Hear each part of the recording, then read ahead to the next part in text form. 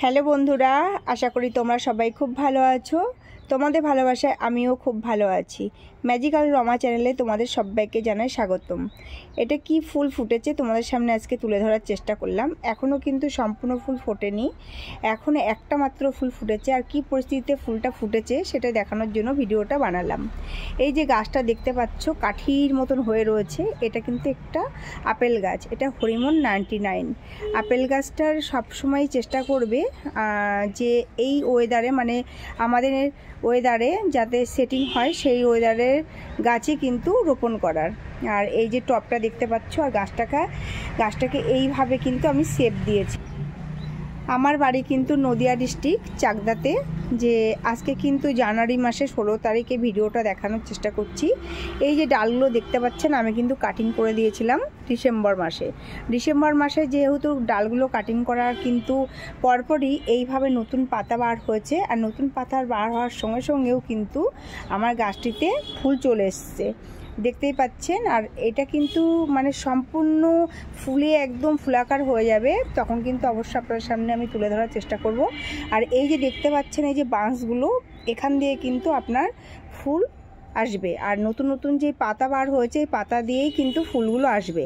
আর যদি বলেন যে এইভাবে গাছটা এরকম হয়েছে কেন, আমি কিন্তু এই গাছের ডালের সাথে সাথে পাতাগুলো কিন্তু সব ঝরিয়ে দিয়েছি। আর ঝরিয়ে দেওয়ার কারণই হচ্ছে আপেল গাছে যত পুনিং সুন্দর হবে, আর ঠিক মতন টাইম মতন যদি পুনিং করি তাহলে কিন্তু আপেল গাছে বেশি ফুল পাবেন এবং ফলে পরিণত হবে। আগের বছরেও আমি ছোট করে দেখানোর চেষ্টা করেছিলাম শর্টে, যে প্রচুর ফুল এসেছিলো কিন্তু আপেল ধরাতে পারিনি। আমার শারীরিক প্রবলেম ছিল, আমার অপারেশন হয়েছিল যে কারণে। আর এই যে দেখেন এইভাবে গাছটা এরকম মানে পরিস্থিতিতে রয়েছে। আর পাশেই আর একটা গাছ রয়েছে, সেটাও কিন্তু দেখেন আমরা কিন্তু আমি এখনও পর্যন্ত ফল পাইনি আপেলের। হরিমন 99 বলে আমাকে গাছটা দেওয়া হয়েছে, কিন্তু কি ফল ধরবে আর কি গাছ আমি কিন্তু পারফেক্ট এখনও বলতে পারবো না। আপেল ধরার পরেই বলতে পারবো।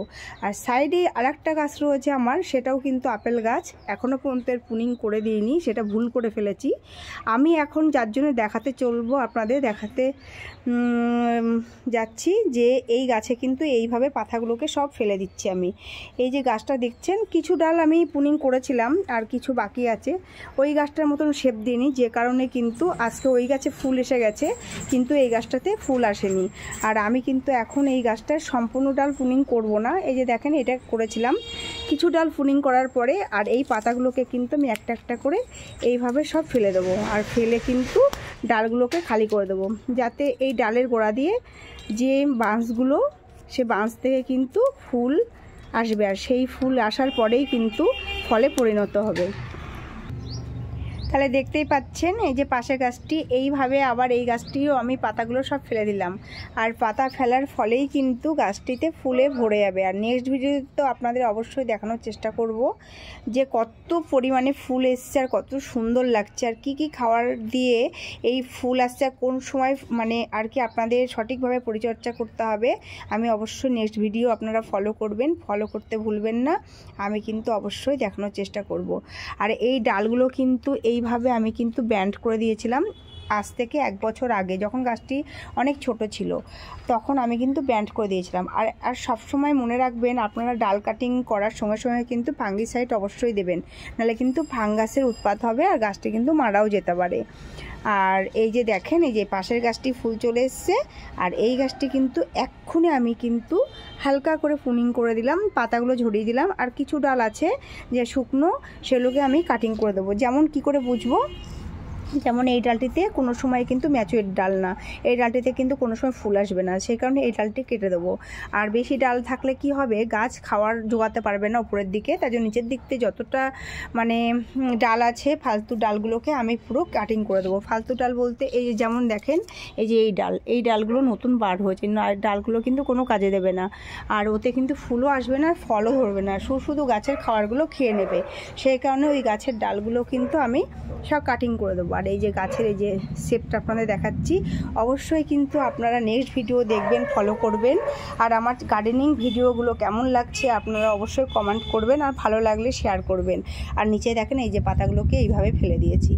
আর যারা নতুন বন্ধু আছো তারা কিন্তু খুব তাড়াতাড়ি আমার চ্যানেলটি সাবস্ক্রাইব করে দাও, দেওয়ার পরে আমার পাশে থেকো আর সাথে থেকো। আর নতুন নতুন ভিডিও দেখার জন্য অবশ্যই আমার লাইক কমেন্ট শেয়ার করো। আর কেমন লাগছে গার্ডেনিং ভিডিওগুলো আমাকে বলো। আমি যতটা পারছি নর্মালভাবে আমি তোমাদের সামনে তুলে ধরার চেষ্টা করছি। আর সত্যি বলছি বন্ধু, একটা ছাদ বাগানে ভিডিও যে বানাই এটা কিন্তু অনেক কষ্ট করে। আর ভিডিও শুধু না, গাছটা যে আমরা সামনে আনি যে কত কষ্ট করি তার জন্য মানে বলার ভাষা নেই। তাহলে এখানেই রাখছি, সবাই সুস্থ থেকো, ভালো থেকো। আর এই যে দেখো আবার দেখানোর চেষ্টা করছি, এই যে এই গাছটি যে নতুন পাতা, কচি পাতার সাথে সাথে কিন্তু সত্যি বলছি এরকমভাবে ফুলগুলো চলে আসবে। এই যে